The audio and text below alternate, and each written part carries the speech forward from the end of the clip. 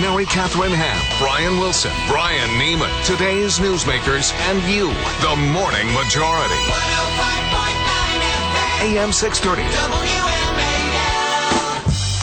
7:07 on the Morning Majority. We have Steve Moore of the Wall Street Journal on the phone with us. How's it going, Steve? Hey, good morning, guys. I was just reading the Wall Street Journal editorial about the House GOP. Pretty scathing. I happen to agree with a lot of it, but I am torn on the smartness of making a deal or not. What's the take from the Wall Street Journal? Well, look, I think Republicans should have declared victory on this. I mean, think about this, that the Democrats wanted the millionaire surtax. You may recall that was the big debate a few weeks ago about whether we were going to have a huge tax increase to pay for this. Republicans prevailed on that, and then they had a victory on that. Then they had a huge victory on the Keystone Pipeline issue, where they forced President Obama to make a decision on whether to approve the Keystone Pipeline. By the way, that's a no-brainer. I mean, that's one of those issues that 99% of Americans are in favor of, that shovel-ready infrastructure project.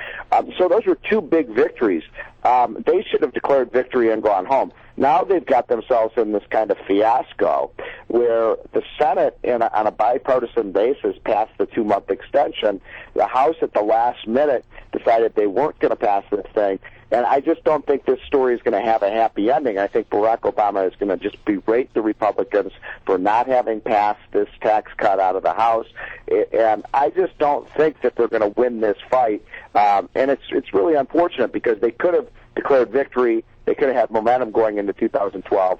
And I suspect Republicans in the end are going to back down here. What happened? Did Boehner tell McConnell that go ahead and do this and we're going to pass it, and it didn't happen because people in the Tea Party caucus or the freshman Republicans said we're not going to do this, Mr. Speaker? Or did Boehner just get rolled in all of it? There was a revolt, and I think John Boehner didn't see it happening, and it was a revolt among his own House Republican caucus. But I did a lot of reporting on this over the last couple of days, and I think what happened here was this revolt wasn't really even so much over the payroll tax issue. It was just a revolt over the fact that conservative Republicans were frustrated about the end game on the budget, which I think is the real story here that's been kind of obscured by this payroll tax fight, is the Republicans agreed to a budget that doesn't cut the budget. And, this is the reason Republicans won the Congress back in 2010, was they promised they were going to cut $100 billion out of the budget. We were going to get rid of wasteful programs. None of that happened. In fact, you could make the case that it was sort of budget business as usual. And I think the frustration from that just bubbled over. Republicans were spoiling for a fight, and they picked the fight on the wrong issue, which was the payroll tax. Well, if that's the case, then why even extend the tax holiday then? Just say it's going to end. We said it was going to be for a year, but that's not what they're saying. They're saying they want to do it for a full year. That's what seems to be the stick-up.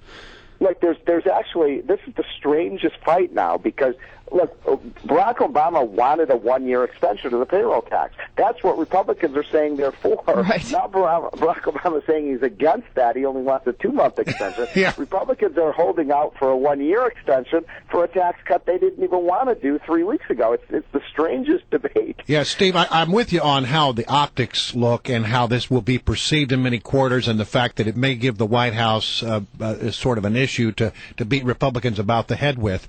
But there's another side to it, and that is, if you're a House Republican and you send over a bill that basically is what the president wanted, and it gets rejected outright by the Senate, and then the Senate sends you a bill and then goes home and saying take it or leave it, well, you don't have an obligation to take that. No, I agree with that. I mean, look, I agree that what Republicans did was sensible, no question about it. In fact, they passed a bill that the president said he wanted, which was the 1-year extension. The problem is that it is given, in my opinion, it's going to give the Democrats now an issue, because I don't think Harry Reid is going to come back next week. I think he's going to just simply say the Republicans killed the tax cut. And look, fairness doesn't matter on these things, right? Because we know the liberal media is simply going to say, oh, the Republicans didn't want to do a tax cut. They wanted to increase taxes on the middle class. And the problem is, I believe, having been involved in these fights for 25 years, that in the end, the Republicans are going to buckle on this. They're going to put their tail between their legs, and they're going to fold. And that's not a very good, good story for the Republicans.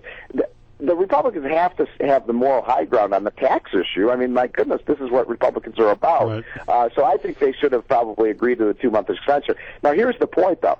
What's going to happen is that the reason the Democrats only wanted to do a 2-month extension is they want to revive this tax increase on the rich issue. Right. They want to have the soak the rich millionaire surcharge debated again in January and February, and Republicans didn't want to debate that again. That's why I think that's fundamentally the reason we're having this fight now.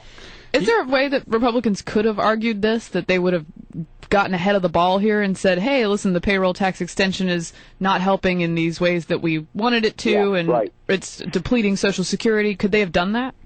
Yeah, they could have. I mean, look, people forget we've had this payroll tax cut for 1 year now, and it didn't create jobs. No. Right? You know, the two issues Republicans should be pressing is, number one, that Obama has this massive tax increase that's going to happen in 2013 on everybody, number one. And number two, jobs, Mary Catherine, jobs. Obama's record on jobs is abysmal. We lost 8 million jobs in the recession, and so far under this, quote, recovery under Obama, we've only recovered less than 2 million. This is the most anemic jobs recovery we've seen since the Great Depression.